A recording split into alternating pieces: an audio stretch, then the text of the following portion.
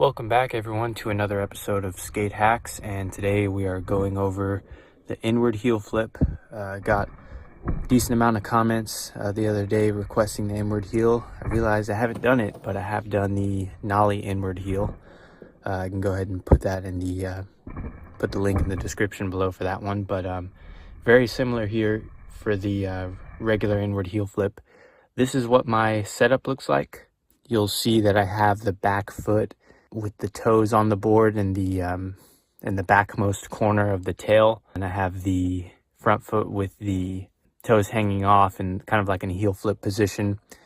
Sometimes I tend to angle my feet towards the back end.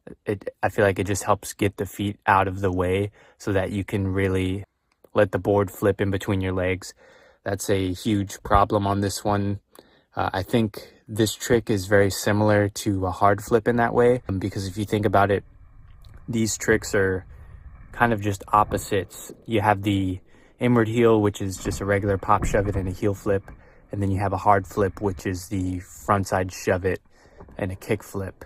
But a similar problem with these tricks is that you really have to let them flip in between your legs, and if you don't, then the board just won't continue on its path. So the board is, for tricks like these, the board is spinning in the same direction that it's flipping, and that's what really creates a problem there. So for an inward heel flip, you're going to pop with the back foot, and you're not going to do much of a shove it. And it's just like how I always say with most tricks that involve a pop shove it or a frontside shove it. You don't have to put much emphasis on the shove. Most of the work is actually done with the front foot, which might sound kind of weird, but you don't really have to put much force into doing a pop shove it. It doesn't take a lot of it, so you can really just focus on popping with the back foot.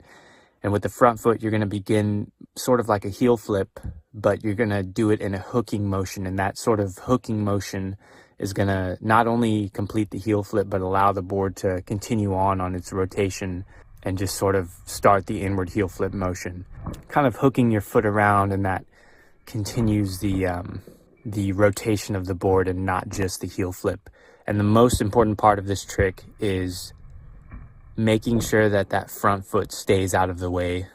I think you'll realize as you're trying this trick that one of the hardest things to do is to get your foot out of the way so that it continues flipping. And if not, then the board won't continue the spinning motion, and it'll just sort of cancel out. It'll hit your leg and it won't work. And that's one of the most frustrating things about an inward heel flip, is to, just try your hardest to really get that flip going around, but your foot gets in the way. So I think one of the most crucial things about this trick is just once you complete that heel flip motion, you need to keep that foot extended so it stays out of the way and lets the board flip in between your legs. And after that, it just comes right back around to your foot, and if you popped it high enough, you'll probably be able to catch it and just land back on it. Another thing I wanted to talk about, the back foot position. Some of you might be surprised that my back foot's in that corner. Some of you may think that, it should be in like a scooping position for a pop shove it, but as I said before, tricks that involve just like a regular, 180-degree shove it you don't really need to focus on the shove it aspect of it. And having my feet in these opposite positions allows for that sort of pressure effect that I've mentioned before on my tray flip tutorial. It's something that's, I think, really helps out with the heel flip part of it. But in summary, when you have a pressure effect on one end of the board, it ends up raising the other end of the board as a result of that, and it makes any flips on that opposite end of the board become a lot easier. So if you're having trouble understanding what I'm trying to say here, I would recommend looking at my tray flip tutorial, where I explain how that effect takes place when you're doing a tray flip. How you kind of have your feet on opposite ends of the board when you're setting up for a tray flip. Well, the same goes here when you're doing an inward heel flip. You have that sort of opposite effect. It also really helps to try not to make this trick go entirely horizontal. When you have it inverted, you don't have to really worry about getting your foot super out of the way, because it's going more vertical and it's not really spanning out horizontally to where you have to really extend your feet super far out. So you'll notice that my inward heels aren't entirely flat. They're just sort of inverted a little more. And I've noticed that's something that really makes it easier to get that flip going. So in summary, this trick I think is it's definitely not easy, but it helps when you have that opposite effect. When you start out, you don't focus on the shove it, you just pop it, and you create that hooking motion with your front foot to not only get the heel flip going, but to allow it to rotate as well. So your front foot does a lot more than you think it might do in this situation. And keep the foot extended, let it rotate in between your feet.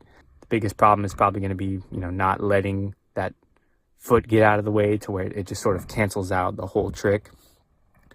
And once you get past that, it's smooth sailing from that point on. You might get some times where you underflip or overflip, but that's normal. It's going to happen during the learning process. But those are my tips on inward heel flips. This was definitely one of the more challenging ones, but I enjoyed doing it. So leave your comments down below. As always, guys, thanks for tuning in, and I will see you next time.